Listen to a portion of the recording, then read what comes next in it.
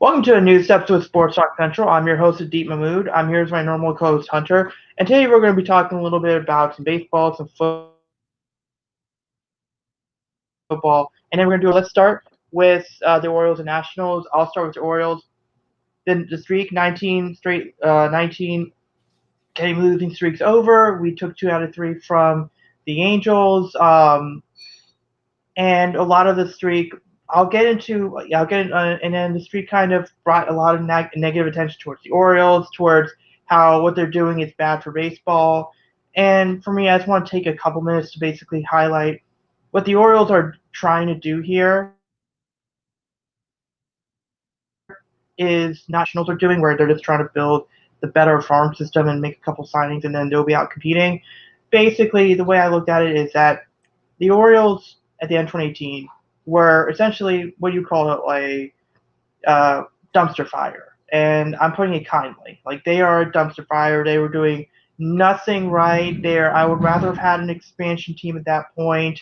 Um, they were neglecting the farm system. They were neglecting analytics. They're neglecting international. They were neglect. They had no draft. I mean, and I've been a fan for a long time, so I'm trying to be as optimistic as I can.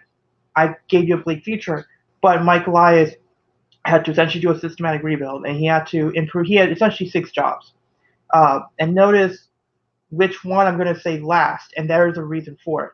He said he had to improve the analytics, improve the international presence, improve the farm system, the draft strategy, the prospect, and the farm. No, so it was analytics, internet, prospect, farm system. No, yeah, prospect development, then farm system. Notice the one thing I didn't say. What do you think I didn't say there? I mentioned 5. I didn't mention the 6th one. Um, I'm like now I'm like blanking on it. Come on. Major, the Just major. the actual team. You're not doing any signings. Yeah. But the reason for that is the Orioles they've spent money in the past. Like from '98 to 2011, they were dropped, and they were spending money on like Miguel Tejada and Albert Bell and Kevin Millwood and some of these other guys, but they didn't have that farm system. They didn't have like they were not drafted that well, and they weren't signing the right players. So you have that bad combination of bad signings and no good farm system, which was why they lost so many games. And then from 2012 to 2016 or 17, they they still spent money. And they were say it was Buck Showalter, and they had a good core. And then the payroll, by the way, from 2012 was at 85 mil. It kept going up all the way to 2017, where it was 160, right? So they nearly doubled, and yet what did they have to show for it? No, they had an ALCS appearance in 2014, right? Like, they had nothing to show for it. So I've seen a lot of people, like the Buster Olneys and Ken Rosenthal's, basically hint at, well, they're not spending money, therefore competitive balance. Well, the Orioles have been spending money, and Michael Elias said to a fault, and they weren't competing, right? It looked like they were, but they really weren't when you really took a second look at it. So that argument is not there for, and I want to hear your thoughts. I'll hear your thoughts on this once I'm done with this. But just spending money is not a way to build a competitive balance. And we You saw, don't do like the Miami Dolphins every year in free agency, right? Like they always like spend all their money, but yeah, they less than don't everyone else. they don't draft well, and that's why they're always like a mediocre to garbage team almost every year. Yeah, Angels. Think Yeah, about the they have Mike Trout, probably the greatest player in the league, one of the best players of this generation. Sure, they signed Anthony Rendon. He's had a lot of injury problems. Ohtani, again, incredible pitcher slash hitter, but who else do you have besides those guys? I mean, you might have Brandon Marsh and Joe Adell. We'll see what they do, but They've wasted you have no Mike. pitching. There's 20 out of 20 pitchers. Yeah, Now, I will say this. It also doesn't help that I think the Angels are bad at just developing pitching, because the Angels traded like 4 or 5 pitchers, and Jemai Jones to the Orioles, and four of these, like most of these pitchers, with the exception of Isaac Madison, their swing and miss rate with the Orioles right now is at, and they are getting, like some cases, like it's at 40 or 41%.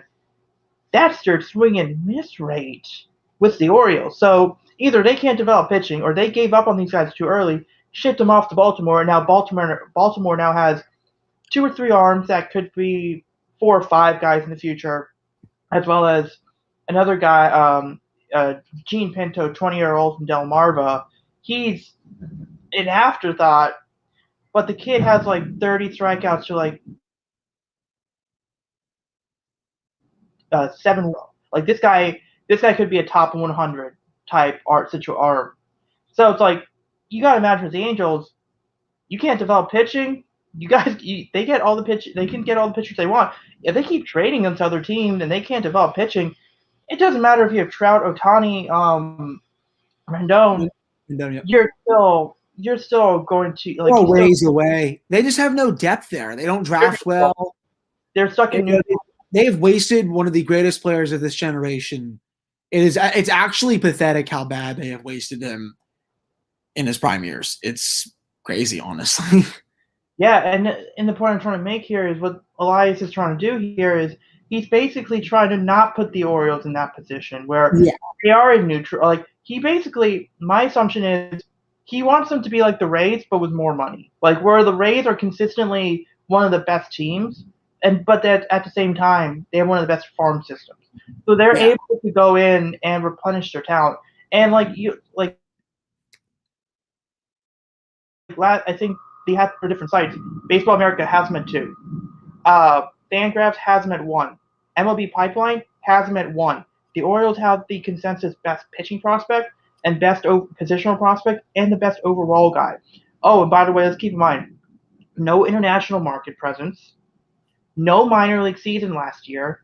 Your first round pick, unfortunately, has not made his debut because of myocarditis. Now, good thing is he's now resuming baseball activity, so he should be able to start in Delmarva next year. But imagine if this guy continues, like you're talking about a power hitter in the SEC and has the curve stat. Like this is a guy that could easily get up back into the top 100. And so this is a really good farm system. The fact that I think there's 2 guys they're projected to sign in the top 50. They're the 22nd best international prospect, Braylon Tavera. He's a 5'2". Like his projection is a 5'2" outfielder. And then Leonardo Arias, a short 6. We'll see what he does. So now, if that's the case, and they would have invested into money into 4 top 50 international guys the last 2 years. So when in last decade they probably got 0, and they probably investing close to $5 million. I mean, they are clearly making the effort to be a competitive team. They have the farm system. They have the payroll flexibility because since Chris Davis has retired, they don't really have guaranteed money. Now, obviously, you have arbitration cases and everything. They have the payroll flexibility, and honestly, I know people are laughing at the Orioles right now, but they are 2 or 3 years away from being wild card competitive. This is a scary team. Hopefully, this is the next Houston Astros without the cheating, and it's really being built that way. And imagine. And speaking of Houston, I know last week I said Carlos Correa. That's not going to happen. But the more I think about it, Michael Aya, when he was 15, he wanted Correa to be the number 1 overall pick. And the assumption is if you want a guy to be the number 1 overall pick, the idea of him signing this guy to a long-term franchise-type deal, you're comfortable with. And this guy wanted this guy to be number 1 overall pick, so I think he's comfortable signing him long-term. And I don't think Correa has done anything to say that he's not worth that contract, even with the sign stealing. So he can trust that this rebuild will go through. And then he wants an 8 to 10 year deal, which basically you got to give him if you're the Orioles, because this could be like the Padres situation where you got to give Hosmer an extra year, because Hosmer is going to be on a bad Padres team, and then the good team's going to come out there, and it's going to be pretty. And I think that it could be pretty interesting that their chance for contention really depends on what they do this offseason. Because if they can go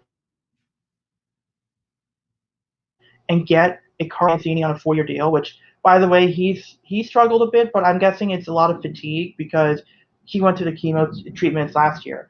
But, man, Mullins has been great. Mountcastle has like 24 home runs. He should be getting more consideration for Rookie of the Year. If you get Mancini, you get Correa. Then you get Rutschman, the top prospect. That's 5 guys in your lineup. That's a pretty good lineup to start with. And then you have your Austin Hayes, your Colton Cowsers, your Heston Kjerstads, and then Grayson Rodriguez. You're seeing parts of a really good team. And the fact is, their payroll is going to drop right now. Last few years, they could sign 2 or 3 big name guys. That if they got 2 or 3 big name guys, and then get their farm system, and their farm system's pretty good. Their top farm system, some of their top guys up. Now, if you get a couple of second or third tier guys, this is a team that could compete even in the American League East. Now, do I think that 4-5? But I think they can be wild card competitive.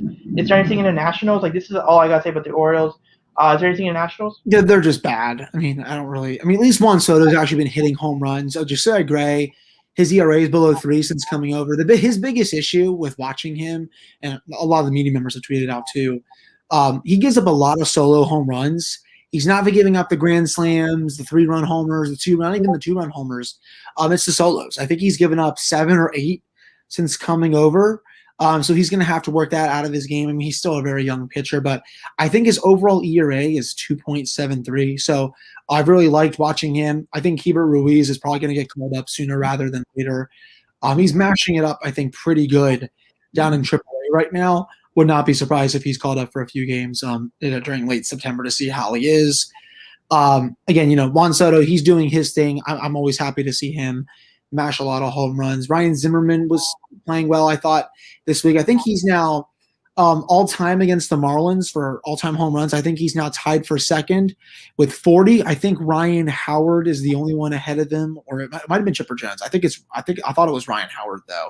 So that was pretty cool. But, they still lost 2 out of 3 of them. That's really never good. But, hey, I'd rather see Atlanta win the division because of all their talent. I mean, I don't really care for Freddie Freeman. I think Acuna is still really good.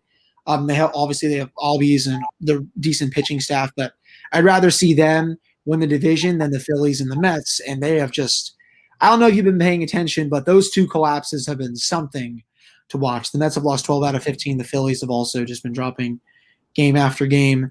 And I don't know if it's getting ready to storm near you, but it has been thundering pretty bad here for the last 10 minutes. So really hoping the power does not go out or anything like that. But this team is bad. They're on pace to get a top 10 pick in next year's draft. I think they're at one point. I think they have like the 5th pick, right? I think they're on pace for a top 5, top 10 pick. The Orioles are on pace for a number 1 overall pick. Now, whether they take the high schooler that people think, I'll wait to see whether they go and what they do, because it all determines we have to see what Mike Rizzo wants to do this winter. They have holes they need to fill. If they want to go out and get a shortstop in the winter, I know Correa's out there, probably too much money. If you want to go out and get a Javi Baez, 8 to 10 years, at least $28 million a year on Correa. They probably won't do that. I mean, there's Orioles. Baez is there. Yeah, Baez. They have no one. Possibility for you guys. Sorry, they just have no one internally to fill that position. They have to go outside to get someone. And that's where the failure Carter Keegan comes into play, because I'm pretty sure he was the guy that they wanted to be. He was supposed to be, I thought, the third baseman, if I'm not mistaken, but he hasn't worked out. They will have to sign someone to be the shortstop. And again, it's not going to be Correa. That's too much money. What about Jose Iglesias or Andrelton Simmons? That's fine with me. I mean, you just need a stopgap for like at least a few years so that you can develop someone in your system to take over for one of those players. And you have to field a competitive team. Mike Rizzo is never someone that he even said during this deadline, he hates losing. He doesn't want to do it for too long. He's going to go out and try to make the team better because, the owners will actually spend their money on some other owners, obviously not the Orioles, some other owners in baseball, but it's going to be a long money. Orioles will spend money. I just don't trust the decisions they make. So that's two different things. Like spending money and spending money are two very different situations. Yeah, you just have to basically spend it wisely, I guess. Yeah, and I would hope that the Nationals would this winter. This is going to be a long process. They want to get to. I think they want to be at least a wild card team before Soto becomes a free agent. And obviously, he's going to get a huge contract wherever he goes if he stays here. But I think their goal is to have a really good competitive team within the next 2 years. They want to do this really quick. This is their goal. Yeah. All right. I don't think I have anything else baseball wise. I looked at the standings.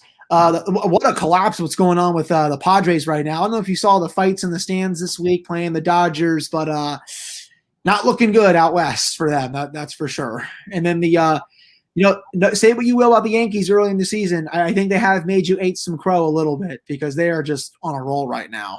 Oh yeah, I never thought that those were bad moves. I would have maybe went for a pitcher instead of one of those two, but they're winning. It doesn't. All that matters is whether they're winning or not. So let's move on to the next subject, which is Ravens and Steelers. Was there anything for the Steelers? Because I know there's a. So T.J. Watt's contract is going to be announced probably right after this game, I would think. Sounds like indeed it's going to be around $30 million per year, maybe a bit more. Worth every penny, I think. I mean, that's the one player you want to build your future around, right? Sure, the quarterbacks make up a lot of money, but after this year, Ben Roethlisberger is probably not going to be on your team. Who's going to be your highest paid player? TJ Watt, it's not really close. They're going to have to figure out their quarterback situation. That's the guy you build your team around for the foreseeable future. He's worth everything you want to pay him and more. He's arguably the best defensive player in the NFL. There's obviously others you can argue. Aaron Donald's also really freaking good. I like Myles Garrett, even though the situation happened with Mason Rudolph. There's a couple others that I know. I'm just blanking on names right now. But TJ Watt, in my opinion, is at least a top 3 defensive player in the league. In my opinion, I think he's – well, I'm probably being biased, but I think he's the best. But so that's going to be, I think, 6 years – 155 million, I think is what my guess is going to be for that. Yeah, 180 or no, 6 years, 30 mil would be what? 6 years, 180. Oh, 180, yeah, 6 years. So 6 years. My bad. My math is so bad today. I think 6 years, 180. I think around that is what you're going to see for TJ once this comes in. There's really not been the Steelers do play their final preseason game tonight. Carolina, they've always played them the last decade. Dwayne Haskins is getting the start. We'll have to see. With Mason Rudolph not playing, I think he's probably going to be the backup this year. But if Haskins goes out there and blows everyone away, Mike Tomlin could throw a wild card in there. None of the starters are playing. This is always their backup game. I think Carolina is playing their starters for a little bit, but thankfully the end of the preseason is here.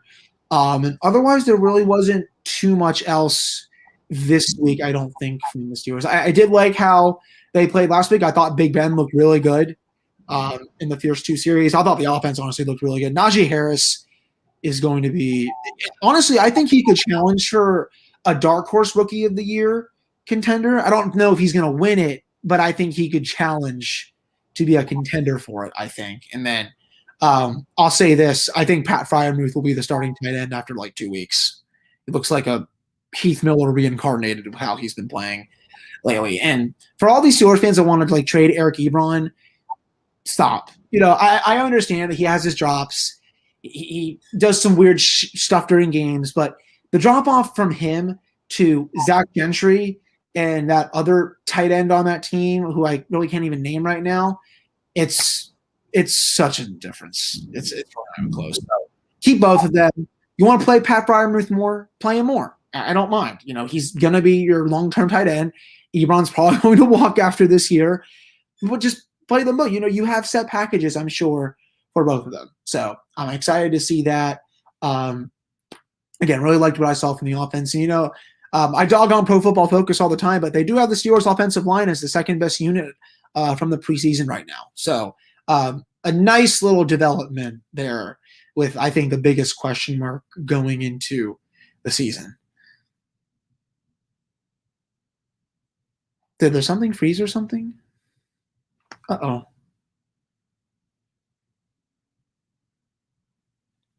Ready?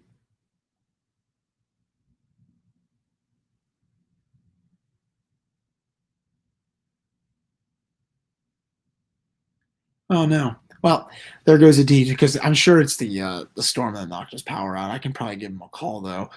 That is definitely very unfortunate that D just lost connection there. I think that's honestly the first time that he's lost a connection there, but I'm sure he'll probably talk about the Ravens whenever he comes on. It is really thundering bad here, so I'm hoping he didn't lose his power. I can actually text him right now just in case. Did you lose power? Or I can just call. Actually, I can just probably call him. Let me just do that real quick.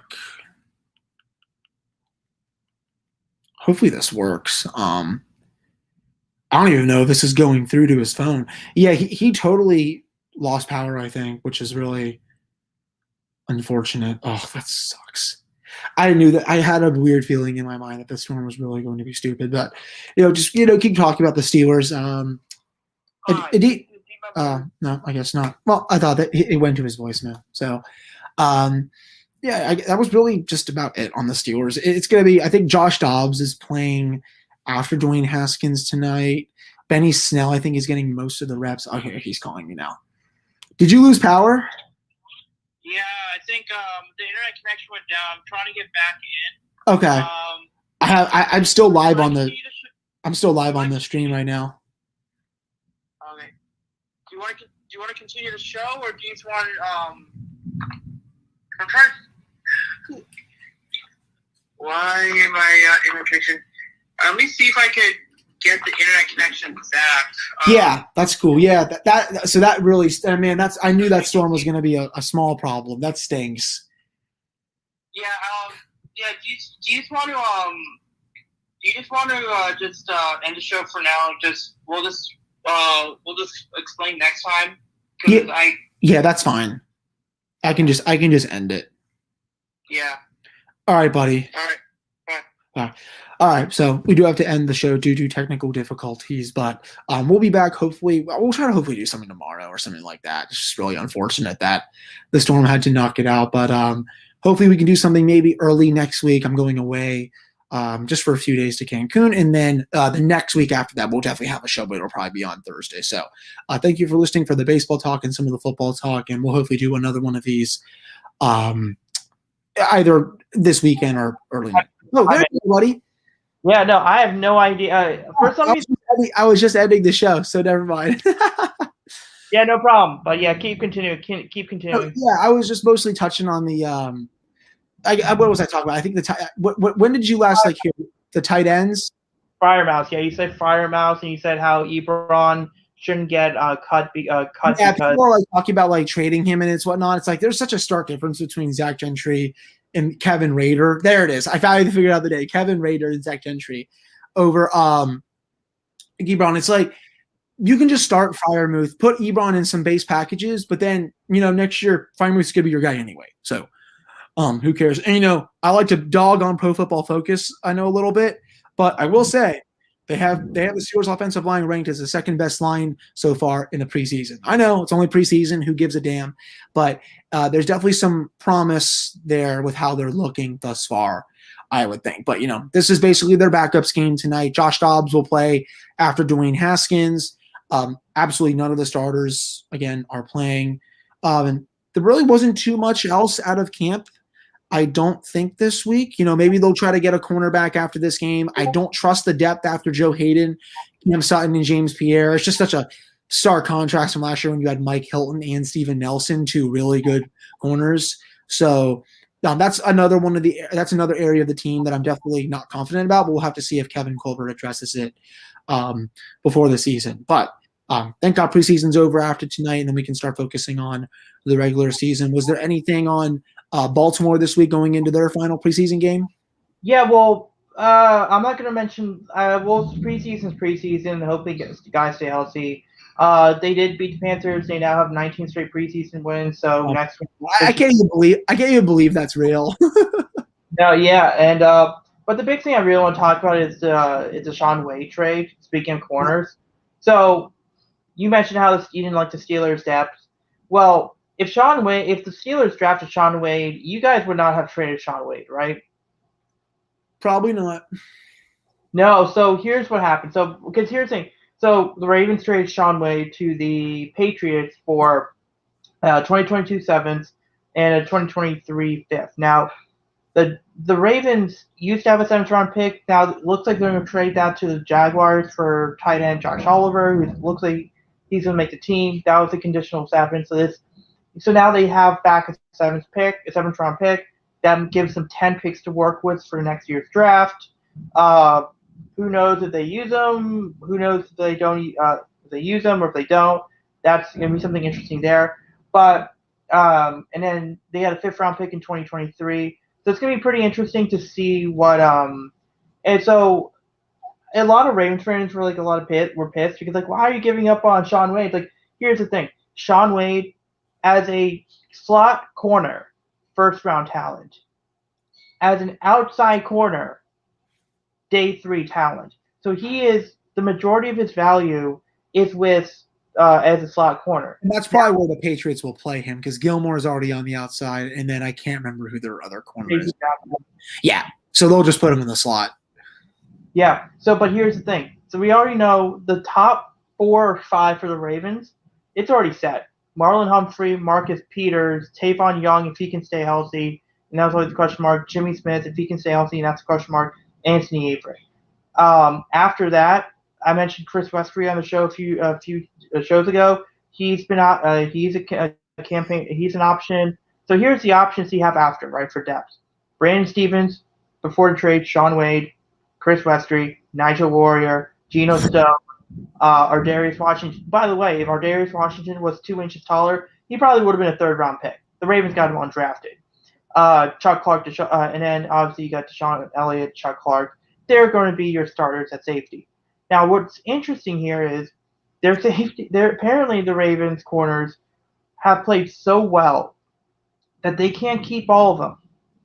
They have so many corners that they like, but they can't keep all of them. Yeah. So that's what they might do. So what they did was basically they said Shaun Wade, and it just goes to show that Brandon Stevens has played corner for 1 year in his career as a football player. Remember, he was a running back that became a corner / safety, which is where the Ravens would use him. I think he is a potential Tavon Young replacement right there, or Ardarius Washington is a Tavon Young replacement. But he outplayed Shaun Wade. Chris Westry outplayed Shaun Wade. Nigel Warrior. I mean, there were reports coming out of camp that Jalen Moore, who's not going to make the team as a receiver, one of the receivers, Jalen Moore, he was cooking Shaun Wade all the time. And some other guys, Michael Darius, they were beating Shaun Wade in coverage. They were beating Shaun Wade in route running all the time. So clearly, he didn't really impress that much. The secondary depth is insane for Baltimore. So it makes sense to trade him. And by the way, if his main thing is he's a slot guy, and you're going for a depth spot, that's not good news for you. Ravens like versatility, and Shaun Wade is one of these guys that he's fine. I get it. He's a Tavon Young replacement, but Brandon Stevens could be that guy, or Ardarius Washington could be that guy. And they did pop off. Now, PFF did say Shaun Wade is really good in preseason. Shaun Wade was going against 4th stringers. Let's keep that in mind. He was going in 3rd or 4th stringers. So you got to factor that in. So I'm not too upset. I do like what this does for Eric DaCosta because here's the thing: Lamar's about to get paid, Mark Andrews is about to get paid, Bradley Bozeman's about to get paid, Deshaun Elliott might get paid. Avert's another option. There, you have some guys that are about to get some massive pay raises, and Eric DaCosta, what he is really smart about is he's looking 3 years into the future, and he's saying if we pay our if we want because we're about to pay a bunch of our guys, we need draft picks as essentially undervalued assets to balance out those big raises. And they had 10 draft picks. They traded one. They got two back. They got two more back for next couple years. But they got 10 picks this year to work with. They got 8 or 9 picks next year, 2 years from now. They're gonna be able to, and I'll tell you what the picks they have to fill out these depth pieces that because you sign a Mark Andrews and a Lamar Jackson, you might have to lose someone else. Well, don't worry, we'll get a guy in the 4th round or 5th round to take that spot, and we actually have flexibility because it's a rookie salary versus a $2 or $3 million a year type salary, right?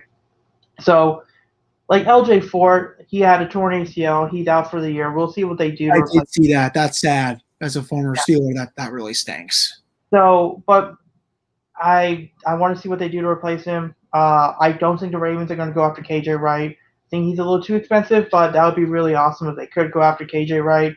Because him, Malik Harrison, Patrick Queen as your 3 linebackers, that's just unfair. With Houston, Odafe Dalen Hayes, Matabike, Calais Campbell, Derek Wolfe, and that secondary was, that's going to be filthy for the other teams.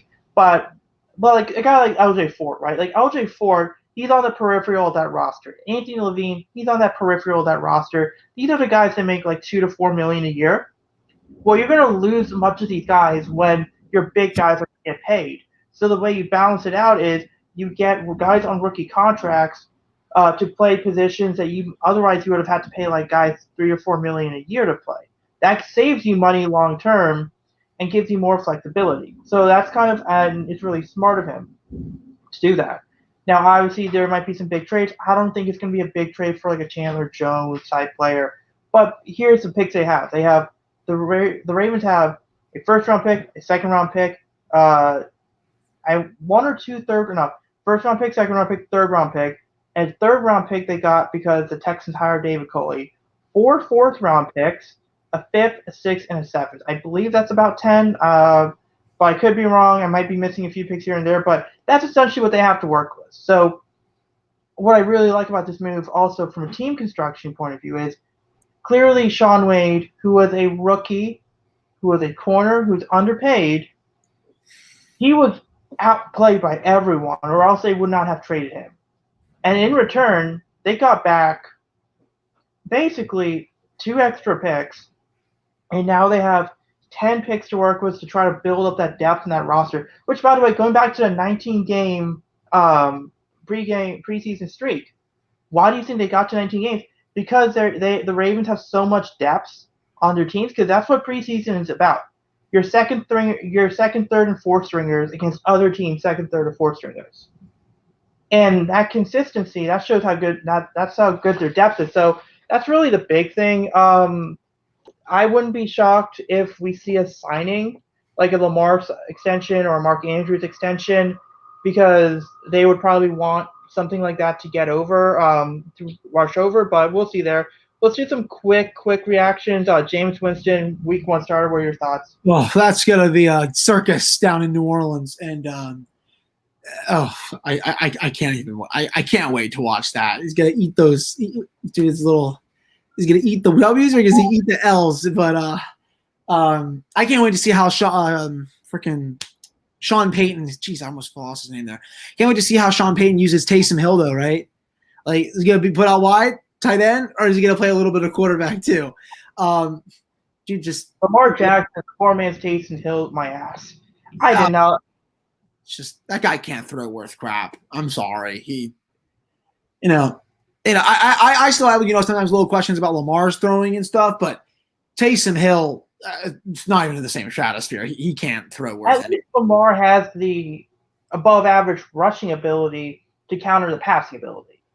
Yeah, I mean, Taysom Hill doesn't even have that. He's just he's like your creative Madden player, basically, that can do anything. But I'm excited to see how Jameis Winston does. I don't really know who's going to win that division this year, man. It's probably Tampa Bay. The Falcons are really not going to be good, I don't think. Carolina. Who is the Panthers starting quarterback this year? Bridgewater. No, this year Darnold. Oh, is Sam Darnold actually starting for them? Dude, honestly, up until now, I almost forgot that he was shitted there. That's just how I'm just so clueless. But I mean, they're probably not going to be that good. Now New Orleans starting Winston. It's probably Tampa's to lose, even with Brady still being a year older. But I mean, that didn't really matter last year when they won the Super Bowl. So I also don't think New Orleans gets to the playoffs. Just my take. Yeah. Speaking of New Orleans in that division, so apparently the Falcons Twitter account basically posted a picture, and then in the back you see the kicker, Young Ho Ko, or I think that's the kicker, put up like a peace sign, and then they tweeted, and like, hey, the Falcons tweeted this out. Hold I think it was either a peace sign or see you later sign if you're the best kicker in the league. And I'm just looking at the responses. I'm like, even non-Ravens fans are like, dude, oh yeah. And then a guy from PFF pretty much said, hold on, and then Photoshop the picture of Justin Tucker. Yeah. I mean, Will Lutz is good, but I mean, come on. No. It's like Young Ho Ko or something. The Korean kicker. Oh, yeah. I mean, yeah, Justin Tucker. Come on, people. Yeah, I mean, it's just idiotic. I mean, the Saints kicker is also pretty decent too. Will Lutz, who I just mentioned, great percentage. What'd you say? He came from the Ravens. Yep, came from the Ravens. They did not beat Justin Tucker out, but he's still one of the best kickers in the league. Just goes to show how great Justin Tucker is. I think Hauschka came from the Ravens as well. Stephen Hauschka? He might have. He's been on a lot of teams. Seattle, Buffalo.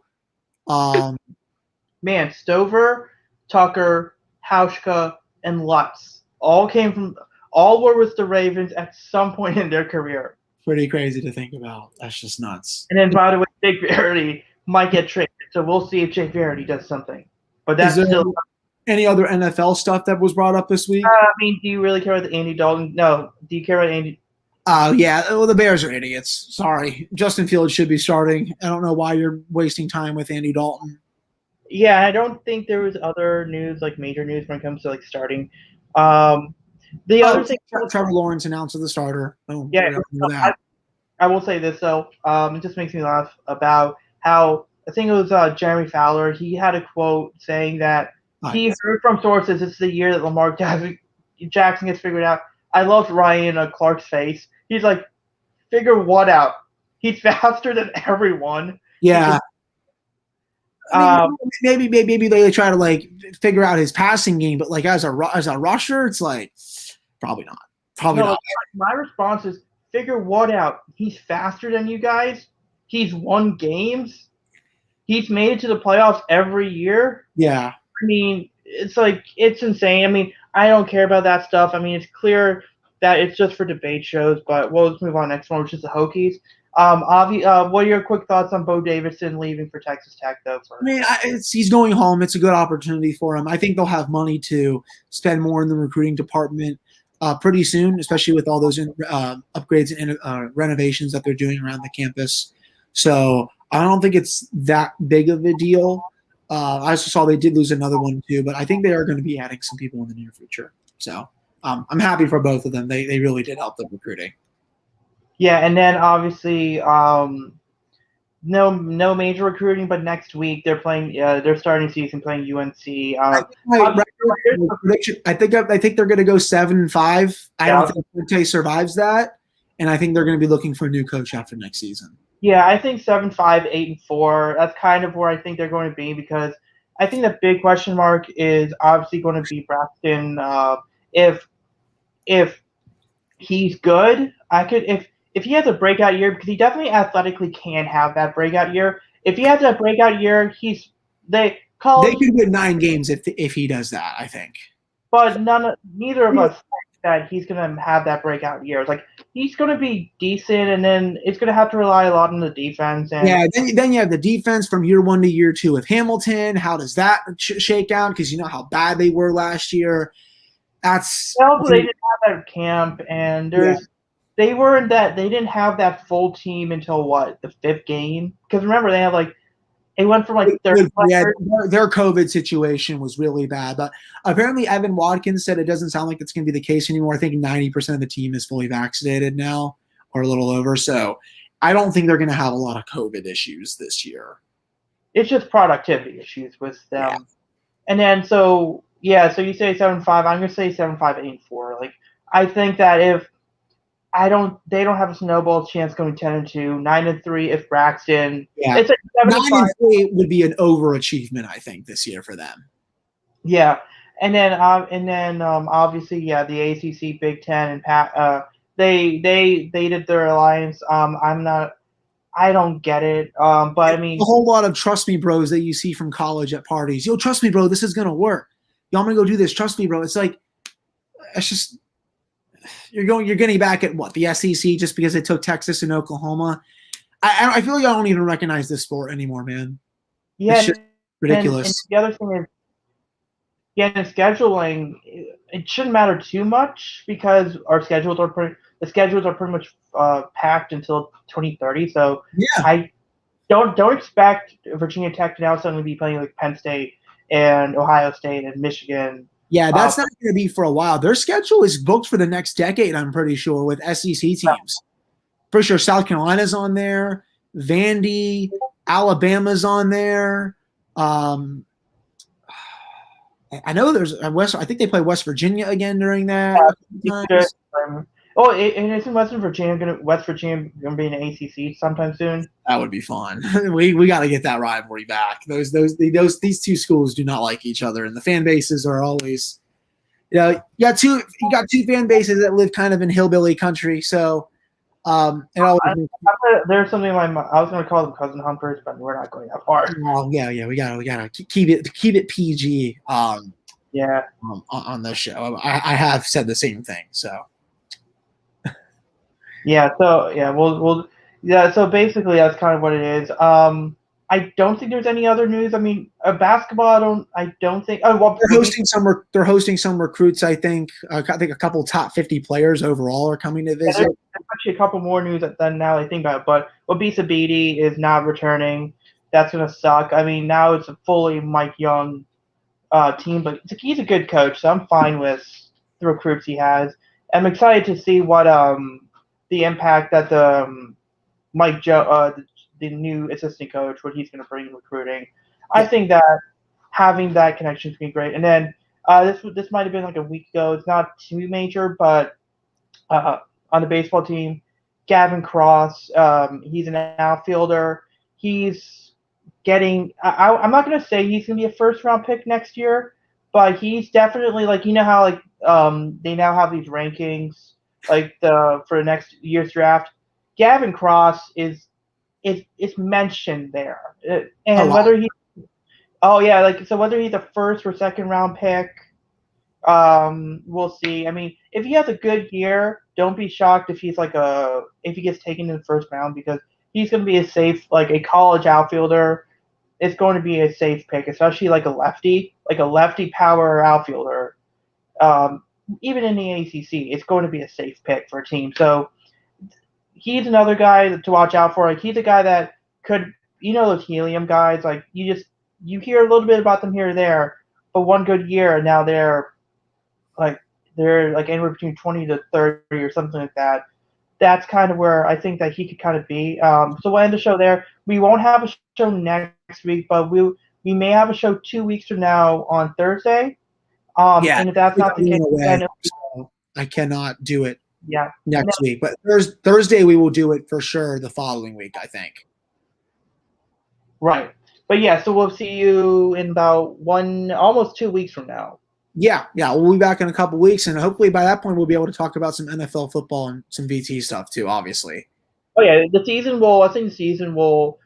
can talk about we'll preview the Buccaneers Cowboys game because that's when it's starting.